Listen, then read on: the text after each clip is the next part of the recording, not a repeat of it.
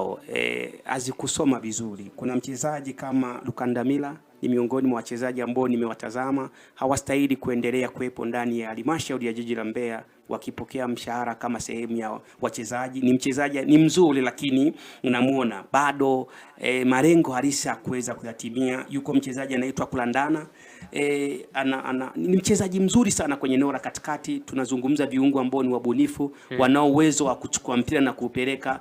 Sio mtu mzuri sana kwenye aggressive Kulandana, lakini bado kwa mahitaji ya ligi kuu unatakiwa na watu ambao wanapambana sana, wanatoa nishati sana, kwa sababu ziko nyakati timu inaweza ikawa inacheza mpira inapiga wrong pass, halafu wachezaji wako wanakosa nafasi. Yaani wachezaji wa katikati wanakosa ile nafasi hata ya kuchukua mpira. Kama hawezi kurudi nyuma kuisaidia timu, maana yake mnaweza mkawa mnafungwa mara kwa mara. Kwa hiyo Kulandana ni miongoni mwa wachezaji ambao naweza nikasema mimi wanatakiwa kuachwa. Yuko Pila, mchezaji mwingine ambaye alikuwepo kwenye kikosi kuna nyakati ya Kulandana na miezi 6 sasa. Simoni kama ni mtu ambaye anaweza akabaki kwenye timu, anatakiwa aondoke.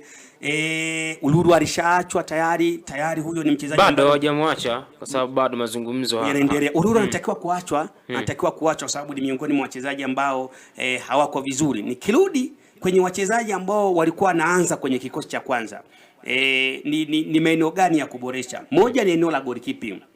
Bado timu za Mbeya hazijapata magolikipa bora. Bahati nzuri Tanzania Prisons wameshuka, alikuwa na Msambisa. Hapa tunawazungumza Mbeya City wako na Sudi Dondola pamoja na bwana mkubwa alikuja kufanya interview hapa, sijui alizungumza nini, lakini miongoni mwa vitu ambavyo natamani kuvisema ni kama alihakikishia kwamba bado na mkataba Beno.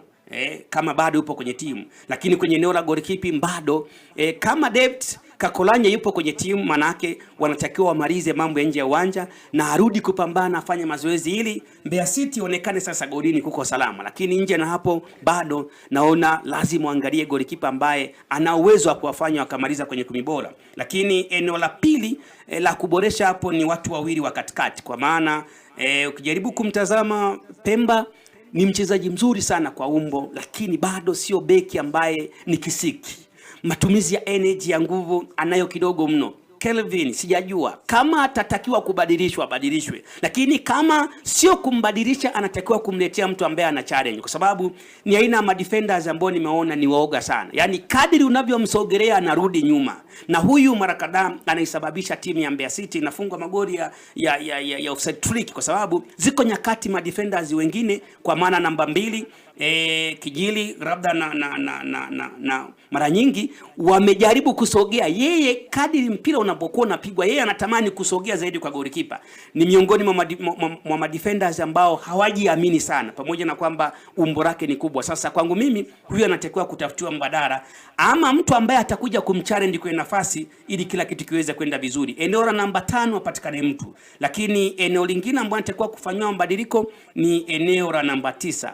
Bado timu ya Mbeya City hawana namba 9 mzuri, kwa maana kwamba Rifat ni mchezaji mzuri, lakini bado hawajapata yule namba 9 ambaye anaweza akawa nasumbua. Of course bahati nzuri msimu huu taarifa kutoka kwa rais ama president wa shirikisho ameruhusu ili uweze kuianza ligi, kwa sababu ligi itakuwa haipumziki kwa sababu ya ratiba. Tunawahi kwenye kalenda ya African Cup of Nations, mataifa huru ya Afcon, wasajili wachezaji 40. Maana yake wanaweza kaangalia kama unambakisha Rifat, basi umlete aina ya mshambuliaji mwingine kama Rifat. Lakini Eliud Ambokile pia ni mchezaji ambaye amekuwa anafunga magoli, lakini bado Eliud sio yule wa kipindi cha nyuma. Eneo lake la namba 11 anatakiwa kutafutiwa mtu mwingine ambaye anaweza akaja kuisaidia timu, hata kama atasalia, kwa sababu sasa hivi unao uwezo wa kuwa na watu 40. Bado wachezaji wengine wazuri waweze kuletwa kwenye eneo. Walipe hizo timu madaraja ya kati za mudi hiyo gharama, maana tu kuna baadhi hapa ulipo sasa hivi kuna zingine zinasumbuana kwenye mshahara mpaka kuna watu wameondoka makambini. Sasa watu 40 zitamudu. Mfano tufanye calculation moja hapa.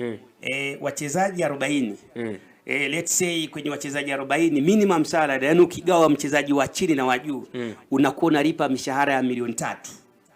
Yani kwa maana wastani wa watu kupokea mishahara una wachezaji 40 kwa mwezi, unatakiwa kutumia bili milioni 120 unastoi kwa ajili ya mshahara.